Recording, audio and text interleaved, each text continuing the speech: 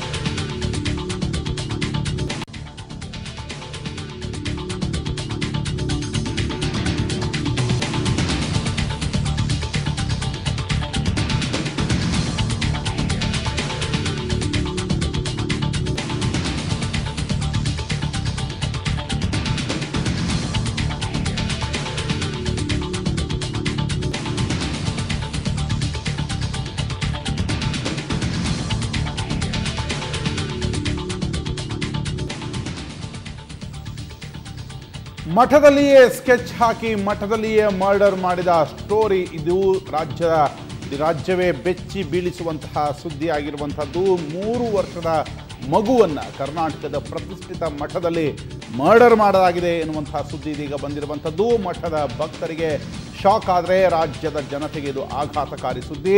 ಕರ್ನಾಟಕದ ಪ್ರತಿಷ್ಠಿತ ಮಠದಲ್ಲಿ ಈ ಕೃತ್ಯ ನಡೆದಿರುವಂಥದ್ದು. 3 ವರ್ಷದ ಮಗುವನ್ನು ನೀರಿನಲ್ಲಿ ಮುಳುಗಿಸಿ ಮರ್ಡರ್ ಮಾಡಲಾಗಿದೆ ಎನ್ನುವಂತಹ ಮಾತು ಕೇಳಿಬರ್ತಿದೆ. ಊಟದಲ್ಲಿ ನಿದ್ರೆ ಮಾತ್ರೆ ಬೆರೆಸಿ ಮಗುವಿನ ಸಂಬಂಧಿಕರು ಪ್ರಜ್ಞೆಯನ್ನು ತಪ್ಪಿಸಿದ್ರು. ನಂತರ ಮಗುವನ್ನು ಎತ್ತೊಯ್ದು ನದಿಯಲ್ಲಿ ಮುಳುಗಿಸಿ ಕೊಲೆ ಮಾಡಿದ್ದಾರೆ ಎನ್ನುವಂತಹ ಮಾತು ಕೇಳಿಬಂದಿರುವಂಥದ್ದು. ಈ ಘಟನೆ ಮಠದಲ್ಲಿಯೇ ನಡೆದದ್ದು ಮತ್ತು ಮಠದಲ್ಲಿಯೇ ಮರ್ಡರ್ಗೆ ಸ್ಕೆಚ್ ಕೂಡ ಆಗಿತ್ತು. ರಾಜ್ಯವೇ ನಡುಗಿಸುವ ಸುದ್ದಿ ಇದಾಗಿದೆ ಅನ್ನುವಂಥದ್ದು ಈ ಹೊತ್ತಿಗೆ ಬಂದಿದೆ. 3 ವರ್ಷದ ಮಗುವನ್ನು ನೀರಿನಲ್ಲಿ ಮುಳುಗಿಸಿ ಅದು ಒಂದು ಮಠದಲ್ಲಿ ಆ ಮಗುವನ್ನು ಕೊಲ್ಲಲಾಗಿದೆ ಎನ್ನುವಂಥ ಸುದ್ದಿ ಬಂದಿರುವಂಥದ್ದು. ಊಟದಲ್ಲಿ ನಿದ್ರೆ ಮಾತ್ರೆಯನ್ನು ಬೆರೆಸಿ ಮಗುವಿನ ಸಂಬಂಧಿಕರೇ ಪ್ರಜ್ಞೆಯನ್ನು ತಪ್ಪಿಸಿದ್ರು. ನಂತರ ಮಗುವನ್ನು ಎತ್ತೊಯ್ದು ನದಿಯಲ್ಲಿ ಮುಳುಗಿಸಿ ಕೊಲೆ ಮಾಡಿದ್ದಾರೆ ಎನ್ನುವಂಥ ಸುದ್ದಿ ಬಂದಿದೆ. ಮಠದಲ್ಲಿಯೇ ಈ ಮಗುವಿಗೆ ಅಂತ್ಯ ಕಾಣಿಸಿದ ನಿರ್ದಯಿಗಳು ಮಠದಲ್ಲಿಯೇ 3 ವರ್ಷದ ಮಗುವನ್ನು ಕೊಂದಿರುವ ಆರೋಪ ಕೇಳಿಬಂದಿರುವಂಥದ್ದು.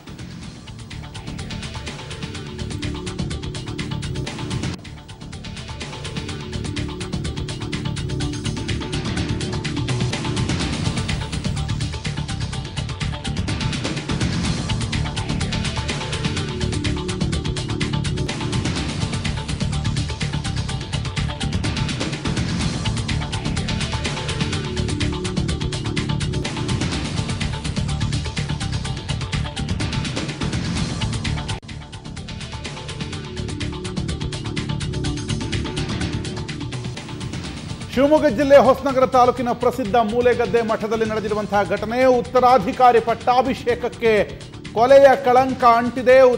ಉತ್ತರಾಧಿಕಾರಿಯ ಪಟ್ಟಾಭಿಷೇಕಕ್ಕೂ ಮುನ್ನ 3 ವರ್ಷದ ಬಾಲಕನ ಹತ್ಯೆ ಮಾಡಲಾಗಿದೆ ಎನ್ನುವಂಥದ್ದು. 40 ವರ್ಷದ ಇತಿಹಾಸ ಹೊಂದಿರುವ ಮೂಲೆಗದ್ದೆಯ ಮಠದಲ್ಲಿ ಹಿರಿಯ ಸಿದ್ಧಲಿಂಗ ಸ್ವಾಮೀಜಿ ತಂಗಿ ರೇಣುಕಮ್ಮನ ಮೊಮ್ಮಗ 3 ವರ್ಷದ ಸೃಜನನ್ನ ಕೊಲೆ ಮಾಡಲಾಗಿದೆ ಎನ್ನುವಂತಹ ಸುದ್ದಿ. ಶಿವಮೊಗ್ಗ ಜಿಲ್ಲೆಯ ಹೊಸನಗರ ತಾಲೂಕಿನ ಮೂಲೆಗದ್ದೆ ಮಠದಲ್ಲಿ ನಡೆದಂತಹ ಮರ್ಡರ್ ಇದು. ಉತ್ತರಾಧಿಕಾರಿಯ ಪಟ್ಟಾಭಿಷೇಕಕ್ಕೆ ಸಂಬಂಧಿಸಿದಂತೆ ಈ ಕೊಲೆ ನಡೆದಿದೆ ಎನ್ನುವಂಥ ಮಾತು ಕೇಳಿಬಂದಿದೆ. ಉತ್ತರಾಧಿಕಾರಿಯ ಪಟ್ಟಾಭಿಷೇಕಕ್ಕೆ ಮುನ್ನ 3 ವರ್ಷದ ಬಾಲಕನನ್ನು ಕೊಲೆ ಮಾಡಲಾಗಿದೆ. ಹಲವು ವರ್ಷಗಳ ಇತಿಹಾಸವನ್ನು ಹೊಂದಿರುವಂತಹ ಮೂಲೆಗದ್ದೆ ಮಠ ಇದಾಗಿರುವಂಥದ್ದು. ಹಿರಿಯ ಸಿದ್ಧಲಿಂಗ ಸ್ವಾಮೀಜಿಯ ತಂಗಿ ರೇಣುಕಮ್ಮನ ಮೊಮ್ಮಗ 3 ವರ್ಷದ ಸೃಜನ್ ಎಂಬ ಬಾಲಕನ ಕೊಲೆ ಮಾಡಲಾಗಿದೆ. ಶಿವಮೊಗ್ಗ ಜಿಲ್ಲೆಯ ಮೂಲೆಗದ್ದೆ ಮಠದಲ್ಲಿ ಉತ್ತರಾಧಿಕಾರಿ ಪಟ್ಟಕ್ಕಾಗಿ ನಡೆದಂತಹ ಕೊಲೆ ಎನ್ನುವಂತಹ ಸುದ್ದಿ ಇದೀಗ ಇಡೀ ರಾಜ್ಯದ ಜನರನ್ನ ಬೆಚ್ಚಿ ಬೀಳಿಸಿದೆ.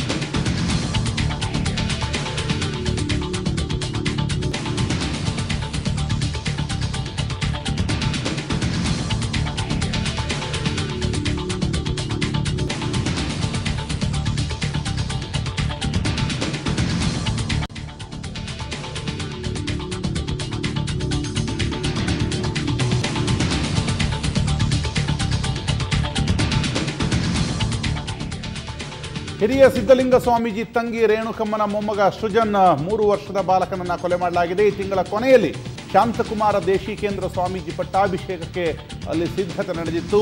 ಹಿರಿಯ ಸಿದ್ಧಲಿಂಗ ಸ್ವಾಮೀಜಿಯ ತಂಗಿ ರೇಣುಕಮ್ಮನ ಮೊಮ್ಮಗ 3 ವರ್ಷದ ಸೃಜನ್ನನ್ನು ಕೊಲೆ ಮಾಡಲಾಗಿದೆ ಎನ್ನುವಂಥದ್ದು. ಸಿದ್ಧಲಿಂಗ ಸ್ವಾಮೀಜಿಯವರ ಸಂಬಂಧಿ ರುದ್ರೇಶ್ ಎಂಬ ಯುವಕನಿಂದ ಸೃಜನ್ನನ್ನು ಕೊಲೆ ಮಾಡಲಾಗಿದೆ. ಸೋಮವಾರ ರಾತ್ರಿ ಮಠದಲ್ಲಿ ಊಟಕ್ಕೆ ನಿದ್ರೆ ಮಾತ್ರೆ ಬೆರೆಸಿ ಈತನನ್ನು ಕೊಲೆ ಮಾಡಲಾಗಿದೆ. ಎಲ್ಲರೂ ಅಸ್ವಸ್ಥರಾದ ಬಳಿಕ ಮಗುವನ್ನು ಹೊತ್ತೊಯ್ದು ನೀರಿನಲ್ಲಿ ಮುಳುಗಿಸಿದ್ದಾನೆ ಈ ವ್ಯಕ್ತಿ ಎನ್ನುವಂಥದ್ದು. ಹಾಗಾಗಿ ಈ ಒಂದು ಕೊಲೆ ಎನ್ನುವಂಥದ್ದು ಪಟ್ಟಾಭಿಷೇಕ ಅಂದರೆ ಉತ್ತರಾಧಿಕಾರಿಯ ಪಟ್ಟಾಭಿಷೇಕಕ್ಕೆ ಸಂಬಂಧಿಸಿದಂತೆ ನಡೆದಿದೆಯಾ ಅನ್ನುವಂಥ ಪ್ರಶ್ನೆ.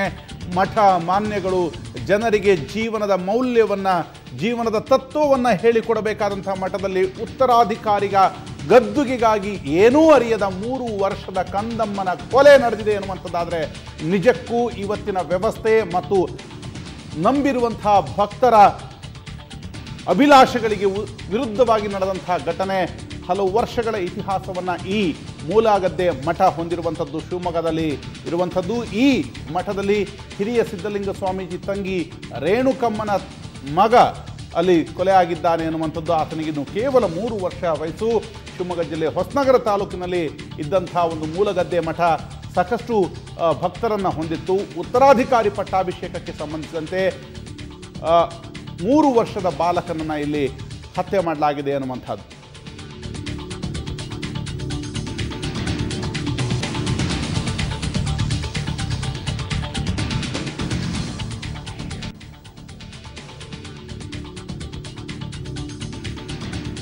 ರೇಣುಕಮ್ಮ ಹಾಗೂ ರುದ್ರೇಶ್ ನಡುವೆ ವೈಮನಸ್ಸಿಗೆ ಈ ಮಗು ಬಲಿಯಾಗಿದೆ ಎನ್ನುವಂಥದ್ದು ಸ್ಪಷ್ಟ.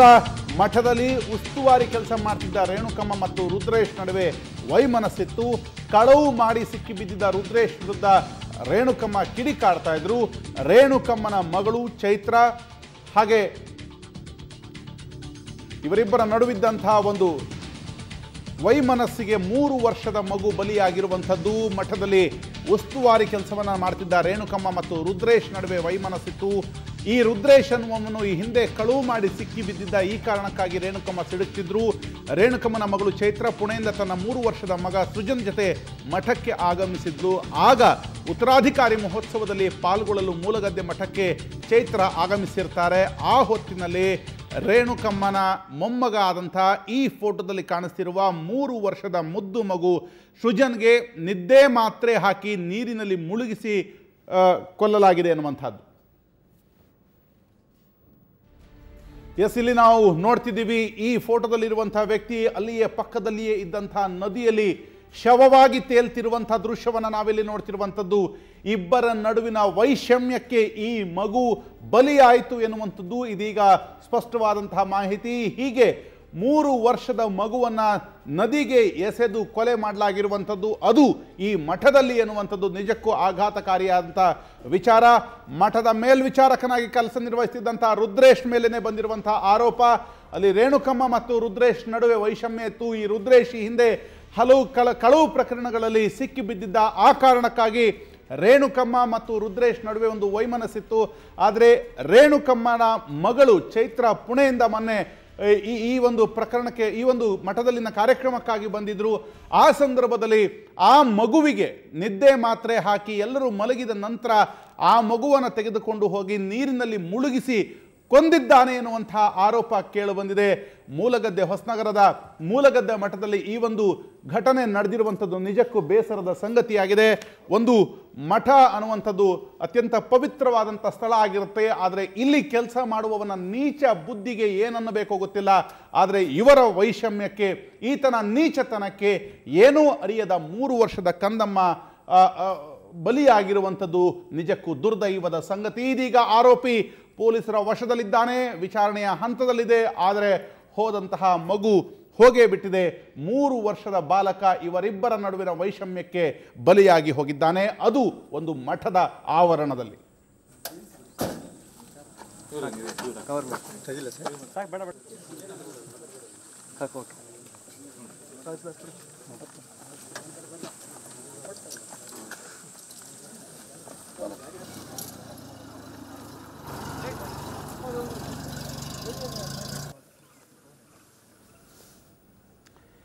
ಈ ಫೋಟೋದಲ್ಲಿ ಕಾಣ್ತಿರುವಂಥ ವ್ಯಕ್ತಿಯೇ ಆರೋಪಿ ರುದ್ರೇಶ್. ಈತ ಈ ಹೊಸನಗರದ ಮೂಲಗದ್ದೆ ಮಠದಲ್ಲಿ ಮೇಲ್ವಿಚಾರಕನಾಗಿ ಕೆಲಸವನ್ನು ಮಾಡ್ತಿದ್ದ. ಆದರೆ ಈ ಹಿಂದೆ ಕೆಲವು ಕಳವು ಪ್ರಕರಣಗಳಲ್ಲಿ ಸಿಕ್ಕಿಬಿದ್ದ.